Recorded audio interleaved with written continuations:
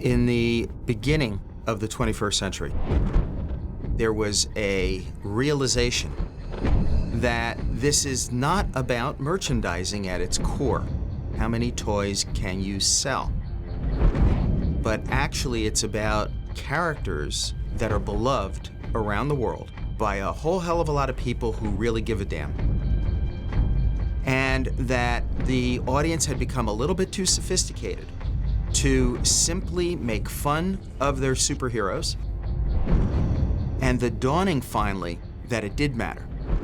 The transition to the point that was like a godsend, where an independent filmmaker who happened to have a passion for a character and a love for a character, even though he did not have endless credits for huge studio pictures, was allowed to express his vision for it and execute his vision in full support by the studio and everyone involved. The bar would be raised so high that all of a sudden, and something that was always unheard of, audiences could walk out of a movie based on a comic book, based on a superhero, and instead of saying, that was a great superhero movie, that was a great comic book movie, at last what they could say,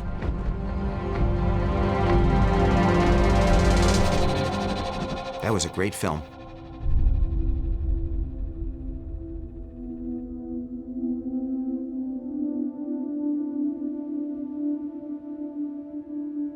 As a man, I'm flesh and blood. I can be ignored, I can be destroyed, but as a symbol, I can be everlasting. When Batman Begins came out, the whole idea of rebooting a franchise with a new director and new actors and a whole new creative approach was kind of unheard of. Relaunching an established franchise, you know, it was definitely a jump off of a cliff. It was, you know, an attempt to say, you know, we're going to kind of pretend that these movies that made hundreds of millions of dollars and were seen by people all around the world didn't exist, and start from scratch. And I think that they could have gone one of two ways. Way one was, you know, let's play it safe. And way two was, let's just completely and totally entrust somebody to take this and make it their own.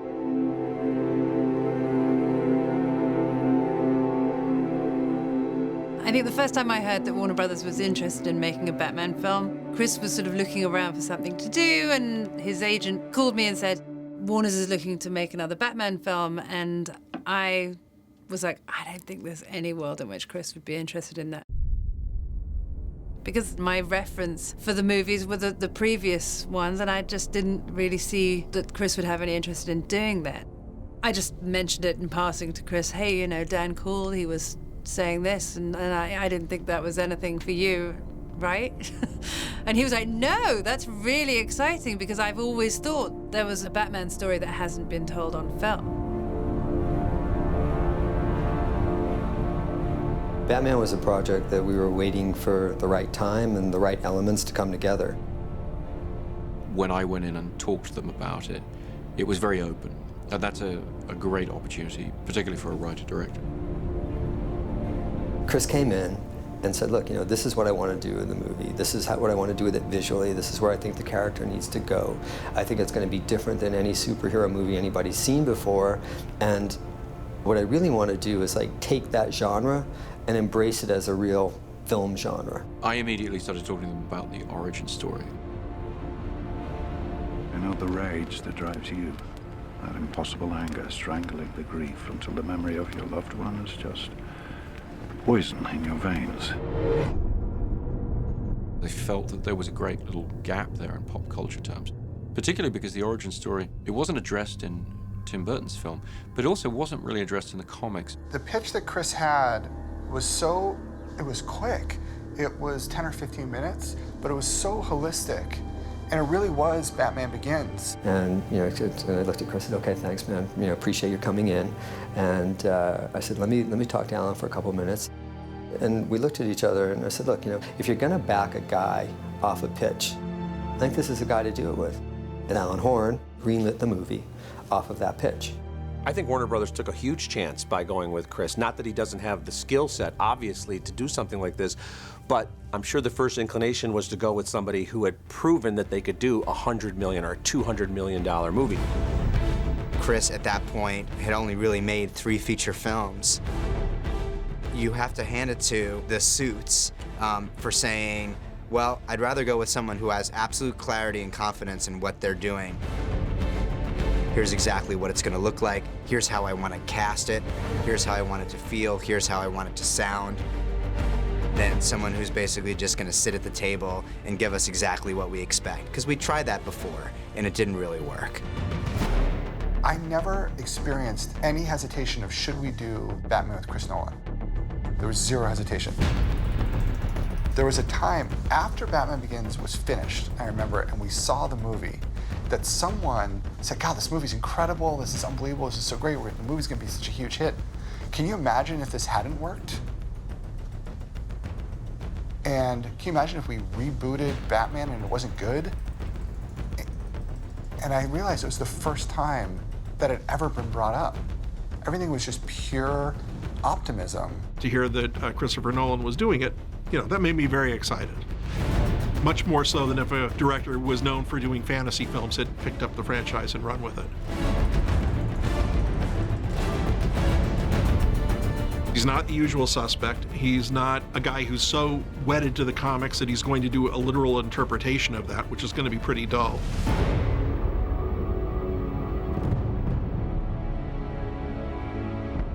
All his movies up to that point were about moral choice.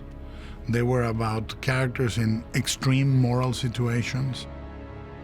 They were labyrinths of interconnecting memories and interconnecting set pieces that built in a way that was almost mathematical, but if you would, they were emotional mathematics, which is unique to Chris. And that was really interesting to think that this genre, this myth, would be tackled by somebody that was an emotional mathematician, in a way. Well, I think one of the things that makes Chris unique is that he respects the script so much, and I don't think he'll get into a project or start filming until the screenplay is just right. At the core of it, there's still a really great story, and then when you dress it with all that other cool stuff, then that makes it a million times better, as opposed to just being either an empty movie with a bunch of gadgets and special effects, or the opposite, which is just a heavy story and not enough of the gadgets or the special effects. The studio were actually very excited by what they heard Chris talk about, really presenting an origin story for the character. They seemed to be completely on board with that.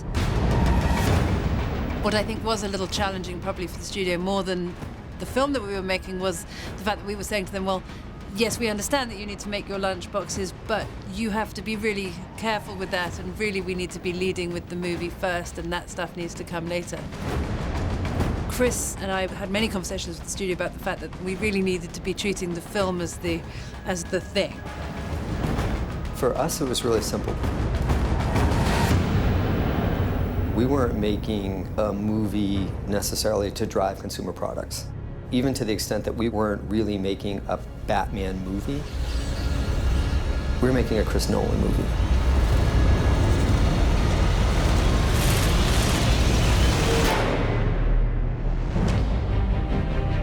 I took away your fear, and I showed you a path. When I was growing up, there were a lot of grand-scale entertainments being done at the time by those great filmmakers. Obviously Lucas and Spielberg being the guys sort of leading the charge, and then into the early 80s. And so in my formative years, I was seeing a lot of very high-quality, large-scale blockbusters. When we were looking at the sort of cinematic landscape coming up to Batman Begins, it felt like a very long time since I'd seen the tone of movie that had defined the blockbuster for me as a kid. I sat in a room with Jeff Robinoff and Greg Silverman. There were a lot of conversations about humor, how much humor is going to be in there. And I'd say, well, if you watch Raiders of the Lost Ark or something, there's a couple of great gags in there, but it's not a comedic film. They got that. Batman may have made the front page, but Bruce Wayne got pushed to page 8. I convinced David Goyer to come on the project, even though he had very little time. But he had such a knowledge of the comics, and he so understood my ambitions for it, my interest in it. He completely got the tone of film that I was talking about. So he was very helpful in figuring out what we could or couldn't do within the terms of the canon. When I first spoke to Chris about doing Batman Begins, Chris said, I want to do it in a very grounded manner. I definitely want to do an origin story, and I'm definitely interested in capturing or exploring what happened from the time his parents were killed to the time he actually became Batman. The idea of recreating a character, of re-establishing an icon, we didn't really have a framework to look at for how you do that. And I remember very clearly saying to the studio, what do you need in this film? Like, what are you going to be upset about? What are you going to be missing? I said to him, well, would it be cool, would it fit into your version if he had a car? Because I love the Batmobile. And I remember very clearly sitting there and nodding and going, okay, I'll think about how to do that. But knowing that I couldn't conceive of any way at that stage to get the Batmobile into the film. I had been assuming we would not deal with that at all, that would be something that if somebody made sequels later on, because it seemed so fanciful. But once I'd heard that from the studio, they weren't imposing it, but it was clear that just emotionally, it wasn't going to be Batman for them without the Batmobile. They weren't saying they needed to sell a bunch of toys or anything. It was just kind of like, it's going to be disappointing without it. And I thought, okay, I'll take that on board. And it became a narrative challenge to sit there with David Goyer and figure out how do we make that credible in our telling. There shouldn't be anything Batman really does because of style. It should always be function over form. And we felt that in some of the previous iterations, the Batmobile had been form over function. Once you say it's got to be realistic, how can you figure this out in the real world? It leads you to some problems, but it also leads you to some really interesting solutions. He wanted this sort of urban assault vehicle, and he sort of, off the cuff, he thought like a Humvee and an old 70s Lamborghini. So I went to Toys R Us and bought a Humvee, and I went over to the model store and bought, I think it was a Lamborghini Corniche, and I smashed them together to see what they'd look like. I just cut them up and stuck them together. And they looked awful. But that's how we got going. And it became one of the most important elements of the film. And indeed, it was probably the first line I wrote on the film, really before David had even written his draft, was the, the does it come in black line. Because selling the Batmobile had sort of become symbolic to me of the entire process that we're going to have to go through in terms of making Batman a credible cinematic figure in this more realistic telling. The Batmobile, the costume, Gotham itself has to be completely rethought. You're having to update all these things. You're having to really try and view them through a contemporary lens. Chris is coming out to my office in New York, sitting down to have conversations about, is it okay if we don't put the yellow circle around? Because I think that doesn't quite work. Chris was very concerned about how far he could go and always very sensitive on that issue. But we would keep looking. Really, with Batman, it was all about the darkness visually. The ears, the cape. And it sounds obvious in retrospect, but what you learn very rapidly is without that cape, he isn't Batman. He's some kind of futuristic SWAT type guy. Without the ears and the cape, no matter how much else you retain, it's not Batman without those elements. We live in the 21st century, and our Ulysses and our Achilles were Batman and Superman for many of us. Those were the sagas that we took to heart. And growing up with mythology like that, reading the comics of Batman, you hear your own Batman. Through that narrative, we process the world. It's like a religion. Each man has his own Jesus, Your Jesus can be vengeful and righteous, and my Jesus can be forgiving and loving. And there's no right Jesus in the same way that there's no right Batman. Anyone who took the job seriously and read all the comic books that we read and did all the thinking about it that you have to try to do justice to the story would recognize there's no definitive version of this character. You were just the latest custodian, so you just tried to do a version that did justice to who the character had been along the way. Chris gave me a copy of The Dark Knight Returns when I was a kid. I think it was for my 13th birthday, and it just blew me away. When I read Batman Year One, I thought that was even better. So, approaching the movies as a Batman fan, I wouldn't just want to see a story I already knew.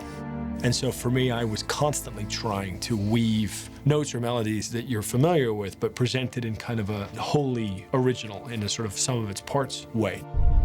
And I think what Chris has done is he's taken the best of Batman and then sort of the coolest bits of his aesthetic and joined them together. He didn't allow the sort of preconceived notions about what Batman could be to stop him from, you know, using Batman to explore like more serious parts of ourselves. That's the real leap that happened when Batman Begins came out. The first feeling you got was that this is definitely not made in a boardroom. This is like someone's point of view on this.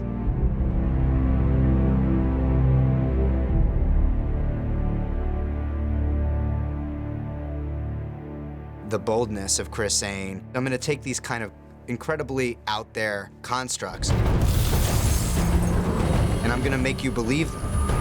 In fact, we're gonna make that feel like that could happen tomorrow in New York City, because that's the world that we're living in now. You know, he's interested in it being real. Not plausible, mind you. He can have the rooftop chase.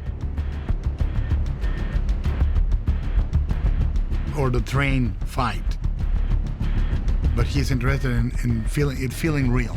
It's not necessarily about a direct reality, because I think the films are extremely heightened and they're extremely operatic. But it's about what I suppose you might term a cinematic reality. It's about giving the world of the films and the characters as much weight and validity as they would if your source material were not a comic book. If he was a character in another genre of film that you were having to introduce to the audience for the first time and get them to believe in. That's really what my use of the word reality is about. It's not about a literal reality. And part of the appeal of the world of Gotham is that it is not real life. It is removed from real life. And so you can address dramatic elements that would be extremely uncomfortable in a realistic film, in a way that lets the audience enjoy the experience and the entertainment, but hopefully gives them a little something to think about and gets under their skin in some ways.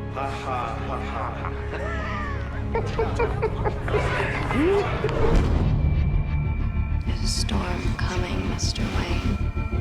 You and your friends better batten down the hatches. You can find in these three films so much about the state of the modern world, about terrorism, about the economy. The impulse in human beings to tear things down, the impulse to revolution. Urban angst, anguish, fear of chaos, fear of death. Family and politics and the past coming back to haunt. You know, resolution to change. All those dynamics are embodied in the lives of these characters and how they interact. These ideas are so pervasive in these movies that you walk out of them and you need to see them again and you're thinking about them and they have an emotional impact on you. Superhero genre movies are not supposed to have any emotional impact on you. They're called popcorn movies for a reason. And you go and you see one of these movies and you realize, like, half of your popcorn has gone uneaten because you just became completely and totally riveted by the story. I mean, who wants to go see a 3-hour movie about terrorism and the economy? But if you do it within the context of a Batman movie, maybe you actually can have more of an effect talking about those things than if you did it more directly. He takes all these sort of themes that we're wrestling with in the real world, and he uses Batman and he uses Gotham to really explore these themes. What is justice? How do we define justice? How do we define heroism? Can we believe in the whole concept of heroism anymore? Do the ends justify the means?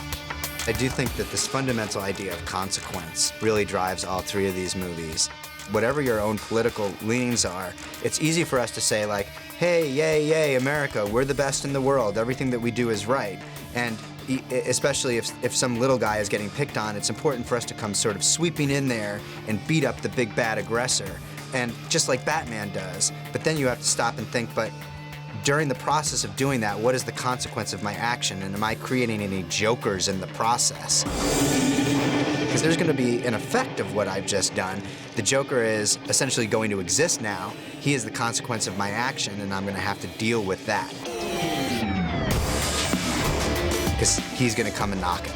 Gentlemen, time to spread the word. And the word is panic. In the post-9/11 world, one of the biggest weapons that terrorists and villains, if you will, use is fear and paranoia and having us on our heels. The breaking down of everything. The powerful will be ripped from their decadent nests. The order we're used to, changing utterly. And cast out into the cold world that we know and endure. Us not knowing what's on the horizon. Not the fear of modernity, the fear of post-modernity. You know, those are the anxieties that are kind of below the mainstream media, below CNN. These are the dark currents that are really kind of, keep us awake at night sometimes. Batman, by his very nature, leads you into discussions of anarchy versus a dictatorship. And I've read these op-ed pieces in some of the largest papers, even the New York Times, and the far right is saying, oh, if Batman were around, he'd be a Republican, and other people say, no, he's a much more subversive character, and he'd be very far to the left of the dial. And the fact of the matter is, part of what's happening in the Batman films that we've done is that perhaps Bruce hadn't thought through all the ramifications of what putting on that suit would mean. That it's one man trying to address some really complicated problems.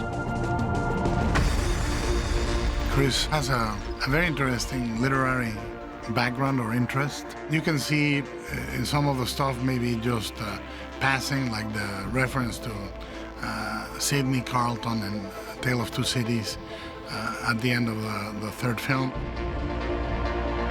Bruce Wayne echoes Sidney Carleton's journey in many, many ways, even if they are personas, the playboy, the hero, the self-sacrifice, and so forth. But the really interesting part for me is Chris's relationship with an almost secret writer from Latin America that we love, Jorge Luis Borges. Borges' influence on the Dark Knight films in particular is all about bridging that divide between, I suppose, the higher aspirations of trying to make people think about a particular philosophical dilemma, but couching it very much in the thriller.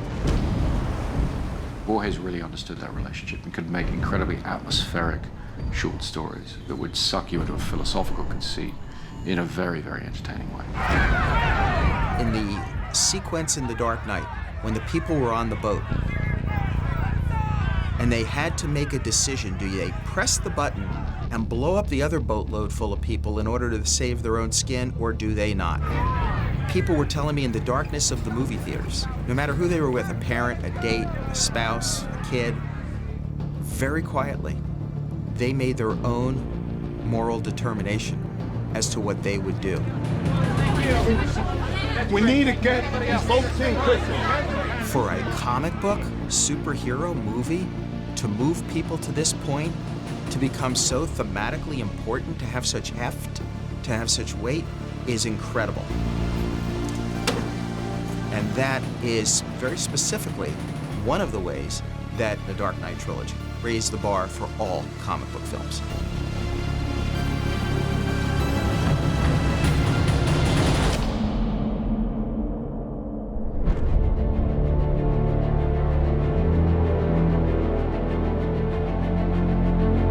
It's all part of the plan. When I look back at the trilogy, it's actually kind of shocking to me how much the three films feel like a beginning, a middle, and an end. Because we very much approach them as individual films. When we made Batman Begins, we didn't think there was ever going to be another one. Chris approaches these films, I think, in a way that's very different than most people or most studios approach these films. He's been very reticent to approach something from the get-go as if we're doing a trilogy. He doesn't like to plan things as sequel bait or plant things that would only pay off until a second film. And Chris always came from a perspective of, yeah, but is it essential? Let's not make a movie just because, there's an appetite for it. Let's make a movie because we have something to say. If you could seek out the kind of rules hidden in and amongst all of the different versions of the character, the ones that mattered, the ones that really mattered. And then try to tell a complete story there with an arc. It is the most perfectly logical way to do this kind of fiction. Turn it on.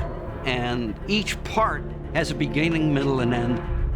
Each movie stands perfectly well on its own. Look at the three of them and you have an overstory that is better than each of the three movies, as good as they are. If we want to call it the superhero genre, you could say that had never been done in that genre of film. Batman Begins is very much a hero's journey. It's an origin story, it's an origin myth, and so it has a sense of romanticism or theatricality that embraces that story model. With The Dark Knight, in order to change the scale of the film, we went to a city story, we went to a crime epic. That allows you to look at all these different aspects of Gotham society. It suggests shooting on location on real streets more. There's a city-based socioeconomic idea behind the film that demands a different visual approach. And then moving that into The Dark Knight Rises, we move into the arena of the disaster movie, or the historical epic. A film that embraces all of Gotham, all the humanity there, lots of different people encountering tumultuous events.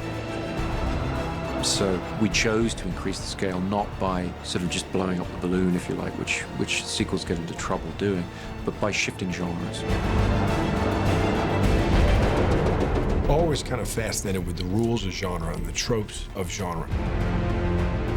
The tropes, the rules of the genre become things the audience rely on, and it's very easy to knock that out from under them. It's very easy to trick them. I remember sitting in the audience watching a friends and family screening of The Dark Knight for the first time. We come to that moment where Batman is put in the impossible situation, again, that every superhero always finds himself in, from Superman onwards, of do you save the damsel in distress, your girlfriend, or do you save the busload of civilians, or the cable car full of New Yorkers, or in this case, your ally, Harvey Dent. And though the Joker twists the rule set on him, you're sort of barreling towards this moment of waiting for him to magically save both of them, and he doesn't. He doesn't. He loses. And I just remember sitting in that movie theater, and you could hear a pin drop. And I've been waiting for this moment for a couple of years because we'd found a trope that was so blindingly obvious, which is that, well, he's the hero. He's always got to rescue everybody. But what happens if he doesn't?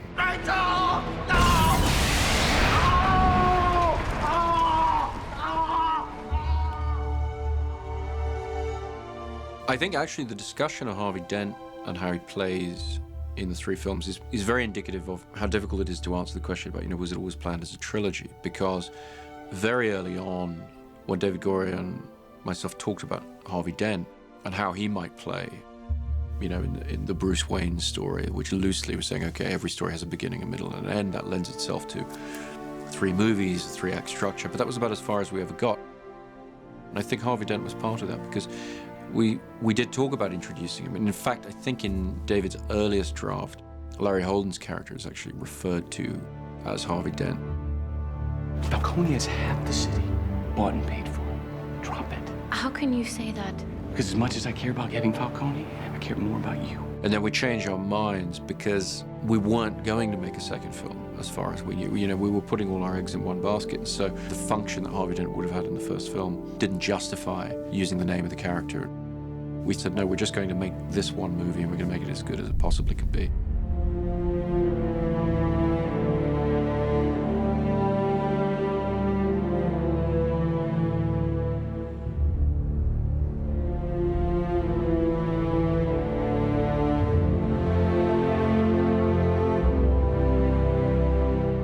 Decided to make a second film, we did the same thing. And if we knew we were doing a third film, there might have been an argument for spreading Two-Face's story over another film.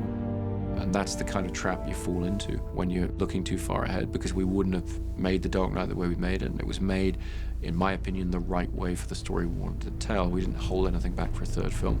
We didn't keep Two-Face alive for any reason. And then when you get into The Dark Knight Rises and you realize that Harvey Dent's story hangs over the events of it, that was all that was needed. That if we followed the consequences of Harvey Dent and Two-Face's story in The Dark Knight, how it was dealt with would take us interesting places in The Dark Knight Rises.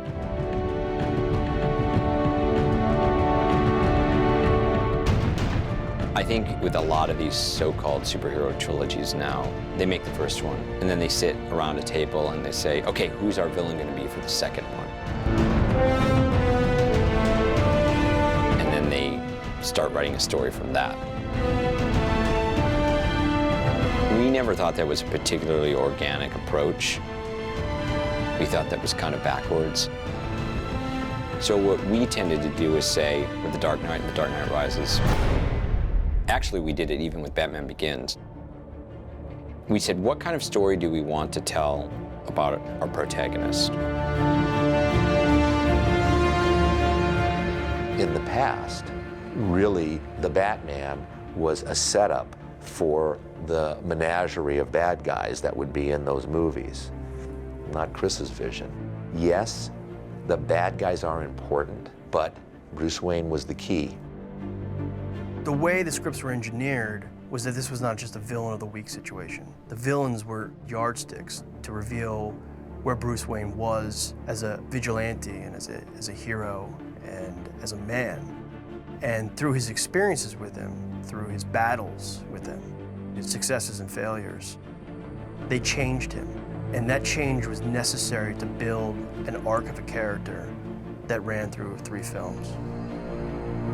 Seeing Bruce Wayne's story, it's a whole arc. Like if you watch 1, 2, and 3 all together, clearly there's a beautiful arc of a character there, and had a beginning, middle, and an end. We spent 9 years making the films, and so we were able to develop each act of the 3-act story over a long period of time and really change our vision for it and let it develop with us over that period of time. For me, that made the films richer than they would have been if we'd come up with a plan for 3 movies right at the beginning and stuck to that. And in this way, Nolan keeps it fresh and keeps it vital, pushing himself creatively. We benefit from that. It's one of the great pleasures of this franchise, that we get a filmmaker who is not just cranking out episodes. He's giving us real movies every time out. 99% of what you read that very first time in the script is what that film is, in my experience. So he has that vision going into it, and a lot of that is he's confident that he casts the right people. I'll be standing where I belong, between you and the people of Gotham.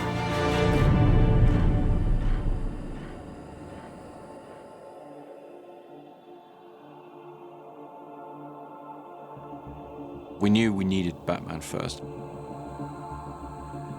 That was always the key, is getting that first, and we did that before we even had a script.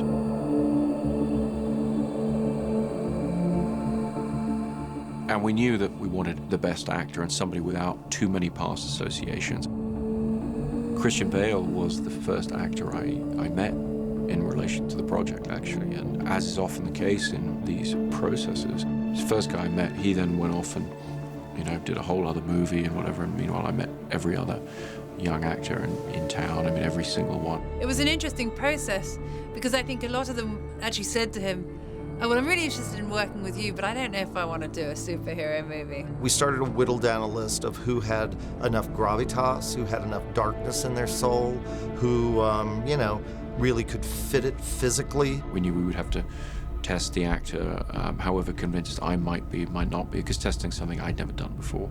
But we were going to need to show everybody at the studio how this actor was going to be able to play Bruce Wayne and play Batman. And we needed to test each of the actors as Bruce Wayne and Batman because they're actually quite different characters. You didn't want to kind of go, well, okay, he's an action guy, but I never buy him as a billionaire, and vice versa. Bruce? And carrying a love story, because that was also a huge part of Batman Begins. Rachel, There also needed to be some humor there. You know, he's a playboy. There's a lot of fun involved with who that character is. What are you doing? Just swimming. The actor that we were going to be casting needed to do many different things. Wow. It's good to see you. I miss you. When I had my actors who tested, we devised a way of, shooting of Bruce Wayne on his own, kind of looking out the window, as it were, the private Bruce Wayne. Then he moves into a party setting and he's the more glib guy. Happy birthday, Bruce. Oh, Mr. Earl, good of you to come. Not everybody thought you'd make it this far. Sorry to disappoint. And then we had a couple of scenes as Batman. Who was with Falcone at the docks? I don't know, I swear to God. Swear to me! We had decided to do the tests on film and make them look as much like a real movie as possible. We drew one of the old costumes from, I think, the Val Kilmer Batman film, with somebody who could show us how to put it on somebody and all that. I spoke to them a lot about what I was trying to achieve with Bruce Wayne. When it comes to Batman, I had no idea what I was looking for in truth. Because you simply don't know how the actor is then going to put this very fanciful costume on and make this guy believable in that world. All I could do was really give them ideas on the logic behind aspects of the costume, the idea that it's meant to terrify and threaten criminals. I certainly let them know that we were intending to present Batman in a very obscure way, that is to say, very darkly lit. I always likened Batman's presence in Batman Begins to the alien in the first Alien, where you really barely see him. He's extremely terrifying to criminals in that. But beyond that, really, you're just giving them the indicators of tone. You know, it's funny, Amy Adams did me a favor and did the screen test opposite them. Cobb. It was Cobb. Look, we need to go. We need to tell him. Rest. Gordon knows. Well, the testing process on this kind of performance, this kind of character, it's not about acting ability or chemistry or any of those things. Gotham needs you. And you serve Gotham? I serve justice. It's about being able to project this extraordinary iconography, really, from the inside. It's visual iconography. Christian, somehow he'd figured this out before the screen test, that you could not give a normal performance. You could not give an ordinary performance. You had to project massive energy through this costume in order to not question the costume. It's not who I am underneath, but what I do that defines me. So it's about feeling and a voice, and I think Christian's voice was a big part of the impression you made in the test. Trouble? Nothing I can't handle. He knows who was at the docks. He won't talk. He'll talk to me. He had decided that Batman needed to have a different voice to Bruce Wayne, that he needed to put on a voice. Who was with Falcone at the docks? I don't know, I swear to God. Swear to me. That supported the visual appearance of the character and explained why people don't recognize him from his voice. What in God's name are you? It was pretty logically thought out. I'm Batman. The casting of Christian Bale sent a signal early on that this was going to be a whole different kind of Batman. And casting Morgan Freeman and Michael Caine and these sort of supporting roles, they do wonders for these movies in terms of getting us to really kind of buy into the reality. And you see that their characters are going to have their own little story arcs within the bigger picture. That's going to add a lot of depth to a film. If you start casting actors and actresses who have all been nominated for Oscars, you actually sort of transcend genre and you're going for something different. Chris's approach had always been that he wanted to do what Donner had done with Superman. He really wanted to populate the world with amazing actors because that's the way it feels real to an audience. We were incredibly lucky with the actors that we got because at that point, I don't know that it was a foregone conclusion that great actors like that would want to be in a superhero movie. I'm sure from a studio standpoint, it was almost probably weirdly a risk to go with the best actors for the roles as opposed to the most famous people for the roles. We also had Cillian Murphy's screen test for Batman. Who was with Falcone at the docks? He wasn't right for that part in the way that Christian was. But the performance was incredible, and everybody took huge notice of it while we were shooting it and then while we watched the tests. Joe murdered my parents, and they deserve... Don't pretend you wanted to do this for them. I then was able to go to the studio and ask to put him in as Crane, as Scarecrow in Batman Begins. What's the next shot, Chris? On a horse. So, Killian, not too much leaning. Yeah, no, I'm just allow... Just pretending I'm on a horse. Yeah, don't pretend you're on a horse. Just be. Even though traditionally in past iterations of Batman films, they'd always insisted on as big a star as possible, playing the sort of fanciful villains. Having seen Killian's test, they were very, very happy to put him in there. So, rehearsal's up, guys. Stand by for rehearsal, please. Crime cannot be tolerated. Criminals thrive on the indulgence of society's understanding. We know this. Well, Liam had never played a villain at the time, and he played a lot of mentor-like characters. My view was that you wanted Ducard to have familiarity as a mentor. You wanted him to be played by somebody who you would immediately gravitate towards. The way that Bruce is desperately gravitating towards an answer, a father figure, something to cling to. Because I think I should be sympathetic to what he's saying. I mean, just as a little audience ruse, you know. Liam so wonderfully presents that. He's so seductive in terms of his philosophical ideas and the way he presents them. For years afterwards, I was worried that there'd be, Boy Scouts all over the world taking his advice on how to stay warm, in front of the campfire, which I just had written as a load of old nonsense that rub your, whatever it is that rub your chest, your arms will take care of themselves. And he just presents that as a very convincing little bit of information that if anyone's watching this and goes camping, it's based on nonsense. Thursday, give myself a bit of a walk in. Get some exercise. Rehearsing and action. I met with Gary for Ra's al Ghul, for Ducard originally, because he's an actor I admired so tremendously, and I wanted to get him in the film. Action! Flash, cool it! He'd played a lot of villains, and he wasn't really interested in playing another villain in our film. I mean, he met with me, and we got on very well. But something wasn't sitting right with him about being, the villain in the Batman film. So I called him a few days later and just completely changed direction. I said, well, what about, got this great character of Commissioner Gordon. And Gary was very respectful to the actors who'd played the part in the past, but my take was that they really hadn't done much with that character in any of the other visual tellings. Nobody takes him down. Why? He's paid up with the right people. I really wanted to get somebody as great as Gary Oldman so that you could drill into the essential integrity of the character in a corrupt world. And the DA brave enough to prosecute. Played a lot of extremely fascinating, very deeply flawed individuals. Watch for my sign. You're just one man. Now we're two. But I'd never seen him play a straightforwardly good man. This way, that way. As I started to write the character of Lucius, I did something that I've always avoided doing in the past, really, which is I did write with Morgan Freeman in mind. To try and write a characterization around an actor can be limiting, and I tried not to make it limiting. I wrote a part I hadn't seen him play before, but I knew that I really wanted him in there, and I pursued him for many, many months. Whatever he tells you now, he was very difficult to convince. And she flew to Memphis to meet with him in person and really explain why the part needed him. And eventually he said yes and turned up. Hang on 1 second. Okay, doors shut, please, Morgan.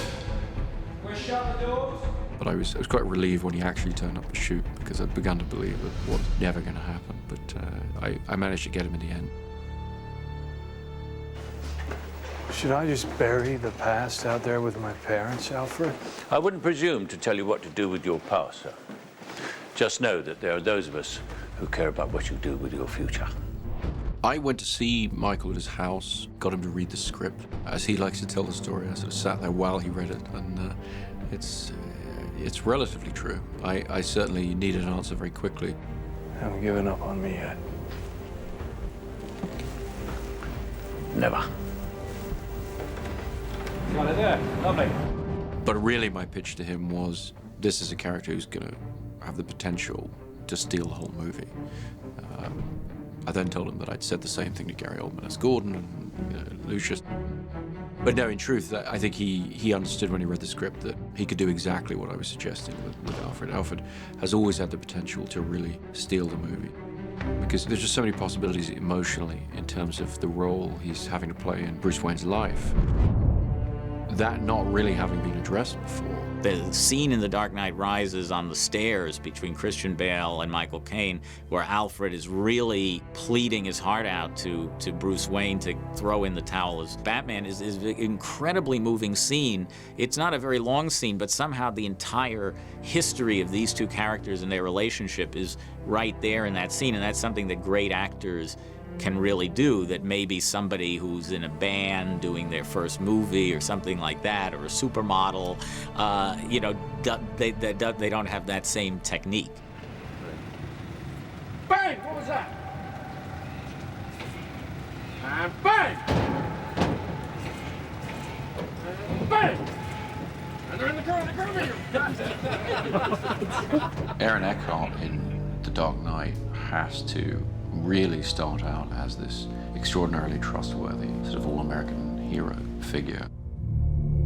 And in the last act of that film, he's required to channel that into something altogether evil. We knew we were going to have to do the effect digitally. I wanted it to be a little bit unreal because we wanted it to be shocking but not depressing. And so I felt that with CG, there was a little more of a window for the audience to accept it in a slightly more comfortable way. And what that meant for Aaron was we had to try and involve him in the design of it as much as possible and show him it as much as possible as we were developing it with him.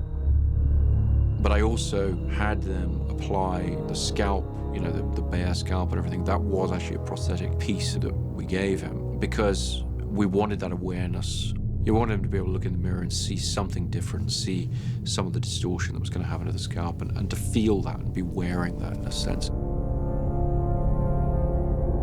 And even actually the application of the motion tracking dots and so forth, you know, by going through that process, I think he could feel something on him that was helpful to him, actually.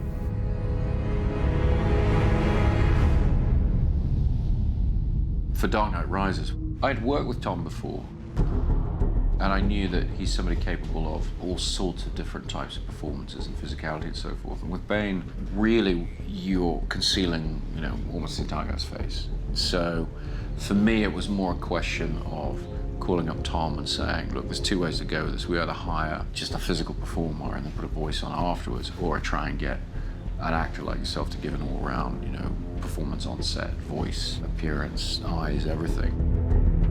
I really wanted to find somebody who could give me everything on set. So when Tom agreed to do it, I was delighted. I mean, he's a very unique performer in that regard, that he'll take on a challenge like that.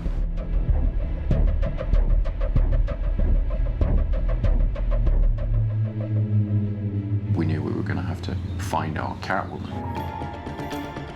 And showed very clearly in the tests that she could present a very realistic, truthful characterization of Selina Kyle. Who are you pretending to be? I'm Bruce Wayne, eccentric billionaire. And then just showed immediately that she understood the largeness of performance, the theatricality that had to be there when the costume was on. And indeed, you know, Anne with Catwoman, it's about having a human presence that actually animates this costume. And it's an incredibly difficult thing to do. You don't owe these people. You've given them everything. Not everything.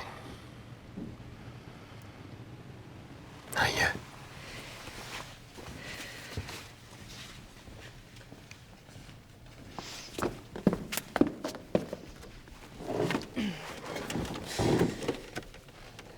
One of the other remarkable things about these movies is even the smallest parts are played by really terrific actors. Christopher Nolan has almost that Quentin Tarantino type ability to bring back actors that we haven't seen in a while.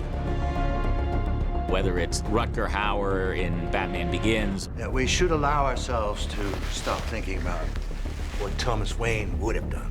Or Eric Roberts in The Dark Knight. That wise dear actor. You got rules. The Joker, he's got no rules. who have these little parts in which they're terrific for 2 or 3 scenes, and you think, boy, where's that person been for the last 10 or 15 years? It really came out of Chris thinking, you know, well, who haven't we seen? What's fresh that I can kind of add into this? Maybe accentuate with no word from the bat. Exactly, without being comical. They are some of the top performers of their generation in their field, and so if you can convince them to do a smaller part, you avail yourself of that gravity.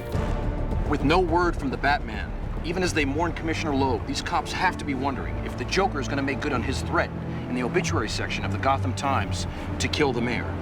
I'm Mike Engel, Gotham. Stand by. Honor, guard, attention. Hook, port, horse. Ready? Aim.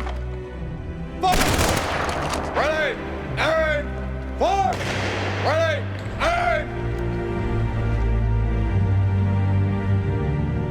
Jack Nicholson's version of the Joker had become an icon, sort of seminal performance. To find somebody willing to try and redo that in a completely different way, and the inevitable comparisons that would result, that was quite a challenge. We had a few conversations. He met with a few other actors for that role.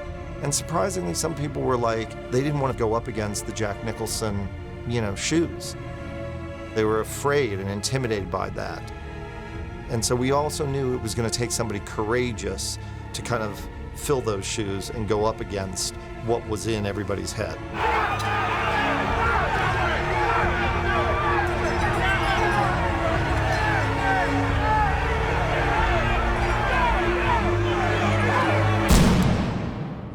Good evening, ladies and gentlemen. Heath was somebody I'd met with over the years for different roles.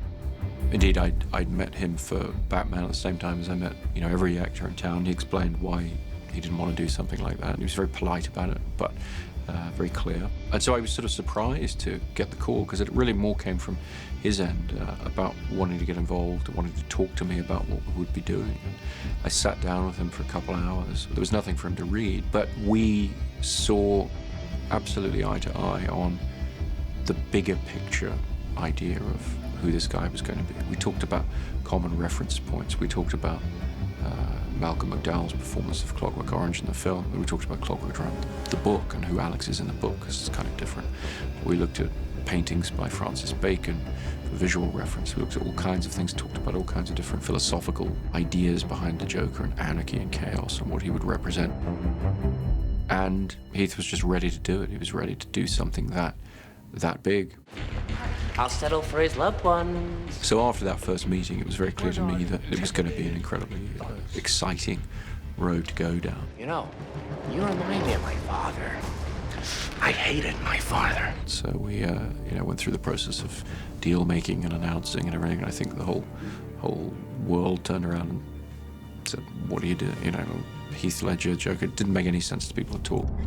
We didn't want to have that moment on Heath where we just sort of, made him dress up as the Joker and suddenly he's the Joker.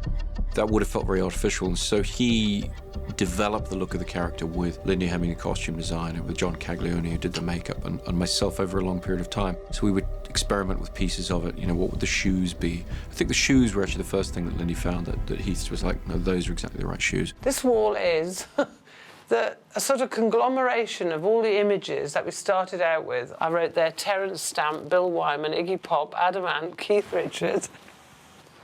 This is a sort of, like an amalgam of shirt fabrics and ties. Everything with a little bit of edge and a bit of jagginess. And these are his colour, different colours, kind of safely going towards a really black purple, and then thinking, no, we've got to do it, come back here to the purple, And this is a panel of the final decided fabrics and colours. One thing Heath wanted to do was to apply the makeup himself. As an actor, he's saying, okay, this character would put his own makeup on, in real life, and so what would that look like if it just got the makeup?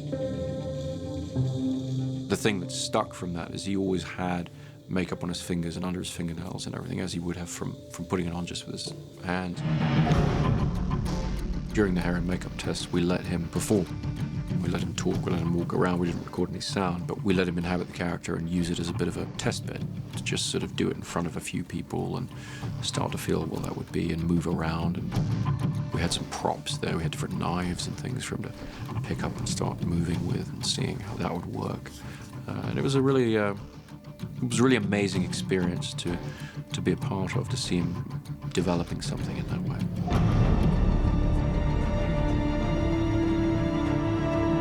It really is a performance that is done with no safety net. This town, it deserves a better class of criminal. It really just goes for broke, and those are the performances that endure. And I'm gonna give it to him. The execution of that role, the performance he gives there transcends anything you want to call a comic book movie or an action movie.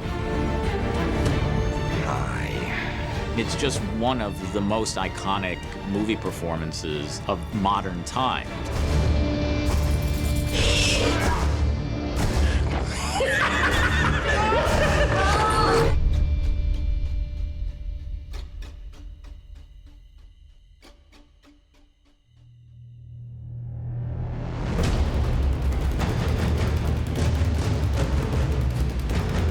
I make my own luck.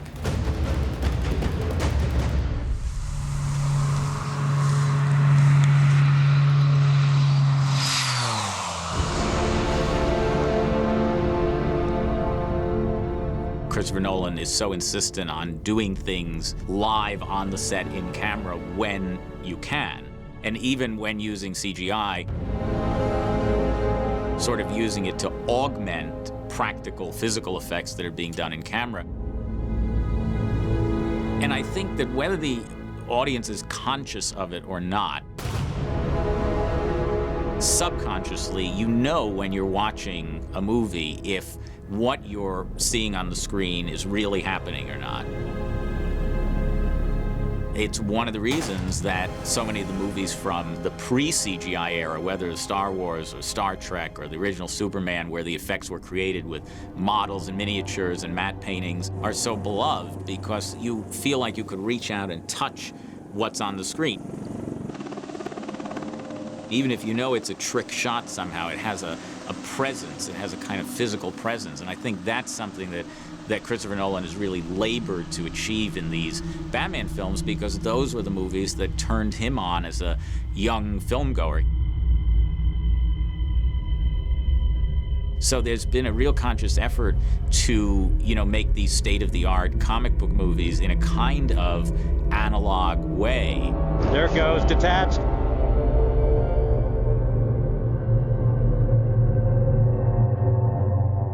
People may not realize that for films of this size, the Dark Knight movies actually have a relatively small number of computer graphic shots in them.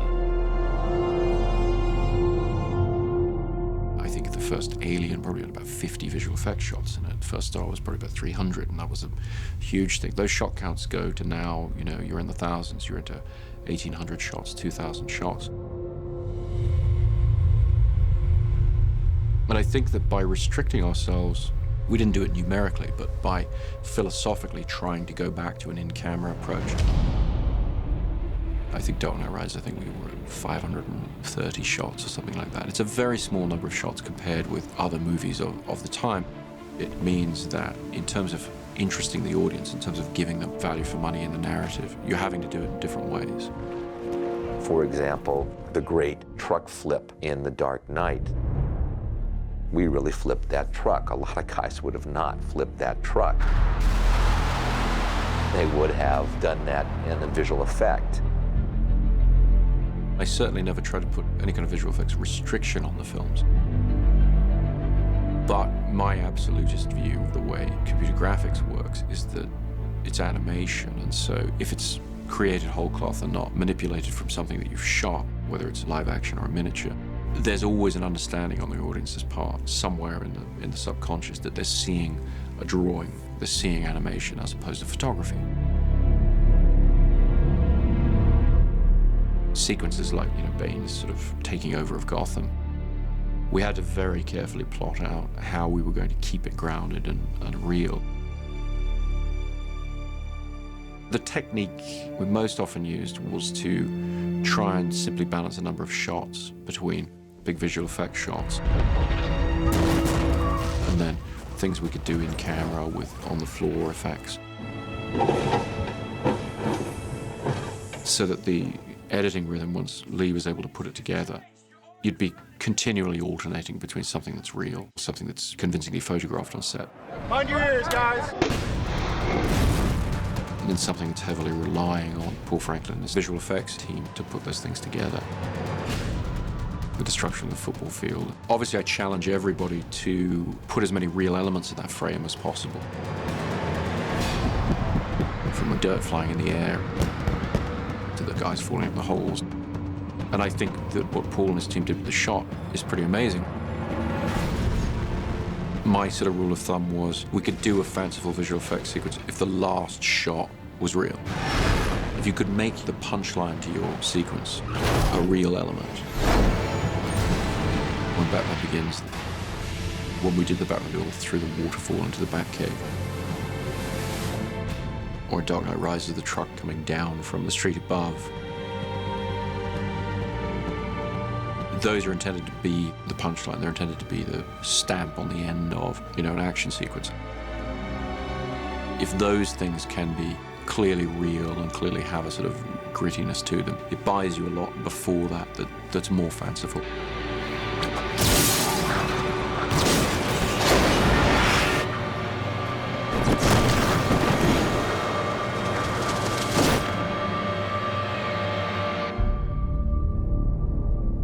Christopher Nolan has always loved secrecy. He wants to preserve that cinema experience for us. He wants us to go into the theater without a lot of preconceptions, without a lot of spoilers in our head, and just sort of encounter the film as it is. The problem with the filmmaking process is it has to be done behind closed doors, and it has to be done privately, because you have to put on a magic show in a sense. You have to rehearse it and figure it out, do it in front of the mirror, whatever, and then present it to people. And if you're letting them see how you're doing things, the relationship between the audience and the performers gets distorted. We've done various things over the years to keep them secret and under wraps. Probably the most extreme was with the funeral scene for Bruce Wayne. I knew that we couldn't really have the art department make up the correct name on the gravestone, because that would have been just too hard to keep under wraps. So we just went with a different name and used visual effects to change it. We went as far as having Christian there on set that day so that he would appear on the call sheet in case the call sheet leaked, in case there were long lens shots of the funeral. He would be there as a character as well. It was a little confusing for Michael Caine when he first arrived on set and Christian standing next to him at his own funeral. With certain elements of the film, it's very important to keep them secret. He is an extremely precise filmmaker.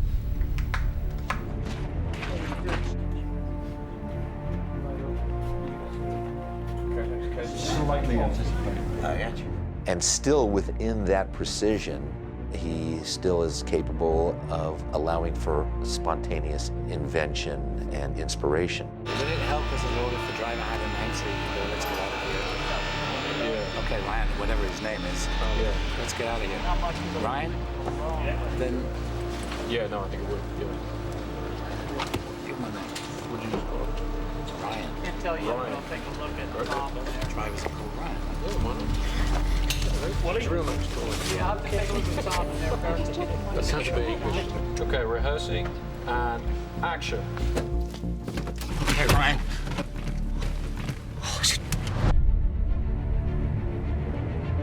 He has bucked the idea of shooting in 3D and has instead created his larger-than-life illusions by shooting in IMAX. Here we go. Quiet now. Hold all talk behind camera. And rolling on camera. And now! To get that perspective shift, especially in cities, is marvelous. When you fly over the beginning of Dark Knight, or when you come over the parade, it's just stunning. You know, we live in this age now where people can watch movies on their phones and their tablets, which is all fantastic. I love all the toys, but when I see somebody watching a Dark Knight movie on their phone, I want to take their phone away from them and throw it out the window, because there are some movies that really do need to be seen on the big screen, and in particular, IMAX. Yeah, I've never seen them as superhero movies. I've never looked at them like that. Design-wise, the thing about all three films, to me, they're always separate films because there's very separate stories. Batman Begins was about why everything exists, and that journey is phenomenal. So that's what drove the design, really, the explanation. Dark Knight, for me, became our Batman, where I felt the design belonged, but we needed to do Batman Begins design-wise to get to the Dark Knight. You can't make that jump. And the Joker obviously is chaos and it's anarchy, so everything was quite angular and harsh, hard lines and square lines for the Joker to react. And it's very civic. It's a modern civic feeling, and that's good for Den. The Dark Knight Rises, stylistically, it was really the first time I'd realized that now we're making a film that belongs to something else. Because I didn't consider The Dark Knight belonging to Batman Begins at all. I think it became about the scale of the world and maintaining a simplicity. Really, that's what the stepwell was about, mixing geometry with age. Design-wise, The Dark Knight Rises really became about the other two films. You watch The Dark Knight Rises, you watch any of these three movies, and you feel every part of the movie you're seeing, the sets, the acting, the movie itself is a thing that has been physically constructed. The craftsmanship comes across. It's not made by a machine or by like a computer or a committee. It's made by men and or women. It's a craft, you know, it needs craftsmen to do it. There's a tactile feeling about the movies. It's really palpable, you can feel it when you watch them. For him to defend the physical, analog, handmade nature of film is an important position. If you think of most of the leading filmmakers, most of them have given up. They don't build sets. They don't hire extras. Thanks, guys. Always. Thanks, guys. Batman #1. Excellent job. They don't use film, Hey, checking the gates. and they favor digital. So in that, he is a singular man. And there is great value in a true artistic position that will entertain a lot of people. We give it back to you, the people. With Batman Begins, when we came to market the film, it was a bit of a shock to realize how difficult it was to convey to the audience that this was something different, that if they'd been disenchanted with the idea of going to see a Batman film, that no, we're starting all over, this is something you haven't seen before. His goal was obviously to give a whole new birth to this particular property, and it had to look and feel utterly different. Luckily, the assets and ideas and motifs that Chris gave us all in his concepts, these things gave us a natural place to go to. We tried not to think about this film as a superhero film. So we took that first trailer and decided to reinvent it as a completely different animal. They told me there was nothing out there, nothing to fear.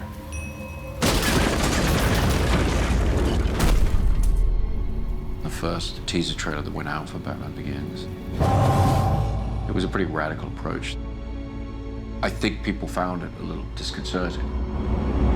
I went around the world, searched in all the shadows. Because we were sort of showing them images that they wouldn't expect to see in that kind of film. And there is something out there in the darkness. Something terrifying. Something that will not stop until it gets revenge. You know, Batman wasn't in it until just a brief flash at the end. Me. I think that kind of approach has been very, very influential, and we actually try to follow that thread through the marketing of all three films, really trying to always do something a little different and a little surprising. Chris knew right out the gate, if he was making a movie about Batman, that he was going to want to do it as differently as possible. That's going to be the drama that he brought to it, the realism, the science of it, as well as the art of it in terms of how he tells stories.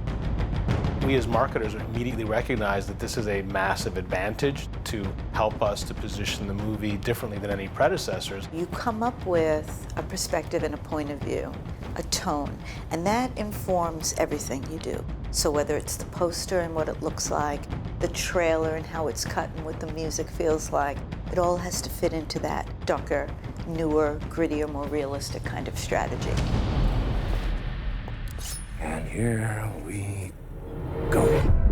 Batman has a built-in audience. The challenge is, how do you make a film that fans want to go see, an event that everyone has to go see?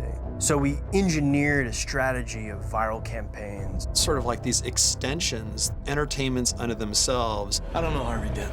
Sort of viral entertainments. News of the record-breaking turnout, though, was eclipsed by yet another story of the masked vigilante known as the Batman. Seeding documents into the world, mysterious documents about the various characters, planting chalk marks all over the world, having fans attend Harvey Dent rallies. Or when it came time to release the third trailer for The Dark Knight, we staged a scavenger hunt. And instead of finding the traditional trailer, the fans found the Jokerized, hacked together, vandalized trailer. That automatically told the fans that this was going to be an experience like no other. As the films pushed the envelope and changed the genre, it was necessary that our marketing campaign do the same. In the case of The Dark Knight, I think it was very involving and very entertaining in a marketing sense. The concept of viral marketing being something quite new and fresh at the time, as applied to a big blockbuster in the way we did. Of course, the problem is that then immediately that approach gets co-opted by every other movie that comes after. So then you have to find something new. Anyone could argue that this trilogy fundamentally rewrote the book on the superhero movie, and its ripple effects are so far-reaching. You can see it in other superhero movies, how their advertising campaigns are trying to employ a lot of the same techniques to showcase that this movie genre has grown up, and it is cinematic. These three films have absolutely redefined how the world will see Batman moving forward in any other iteration that may come along.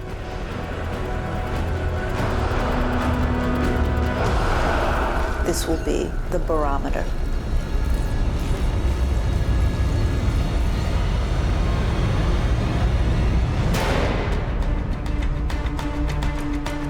You've changed things. Forever. The general public, they just see it as a good, cool summer movie.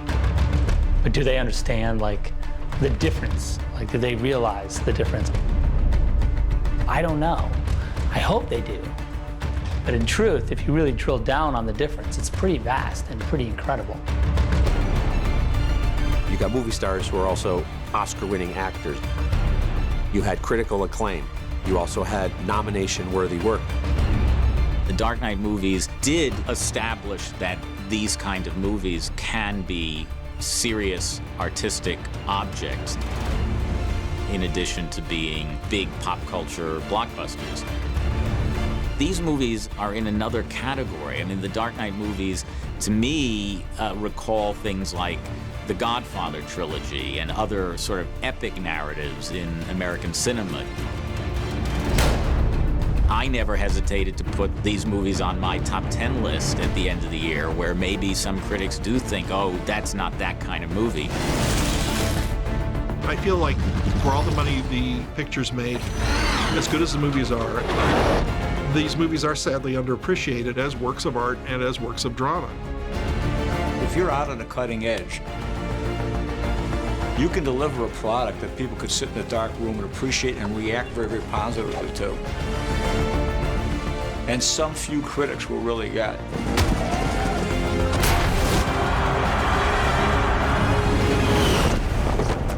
But it won't necessarily get the historical regard it's due until some time goes by. If you're motivated by the work, you manage to keep that in its proper place. I mean, people are going to be watching The Dark Knight films 20 years from now.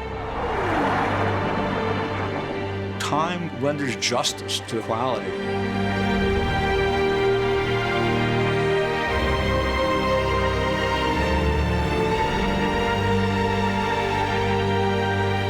The movies are already watermarks of what can be done. Things to aspire to shoot for.